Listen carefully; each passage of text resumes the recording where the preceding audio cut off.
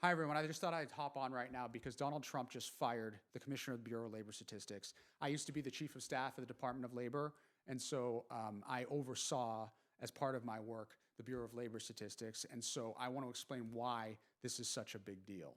So the Bureau of Labor Statistics every month produces a jobs report that the world makes decisions on, right? So month to month, whether we added jobs to the economy in the United States or whether we subtracted jobs to the economy. It's somewhat of a proxy for the health of the economy. It is overseen and produced by the Bureau of Labor Statistics. There is a commissioner that a president appoints to help oversee that process every month, among a number of other things.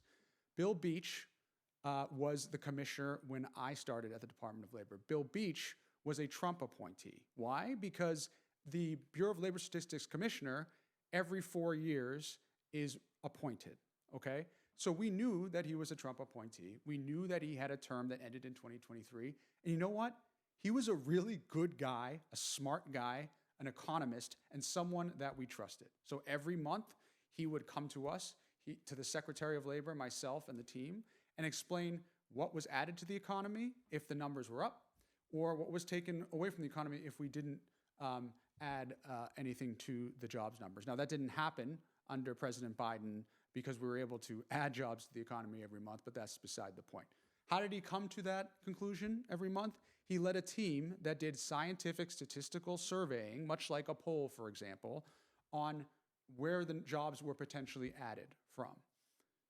That data is incomplete because you don't have all the data that comes back in time. So what happens after every month is you go back and you do revisions to that data that comes out later. Today, the numbers came out unexpectedly low for President Trump. Again, this is done through surveying, much like a poll. It's a scientific sample. He fired Bill Beach's replacement, Erica McIntyre, because he didn't like the numbers, okay? So let me explain the implications of that. We all know that the one thing that Trump has prioritized more on term 2 than term 1 is loyalty above anything else. These are people who are willing to hide the Epstein files because they are so loyal to Donald Trump.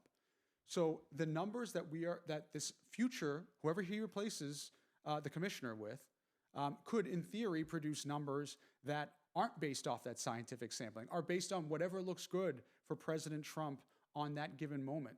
So that means is that not only is that malpractice for the president in terms of just doing it in the way that would look good politically, it means that the entire economy and where our country bases decisions off of could be at risk as a result of this, right? And so this is what we need to look at closely. Who is he going to replace Commissioner McIntyre with?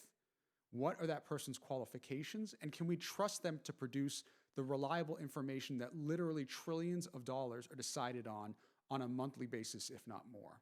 So let's stay tuned.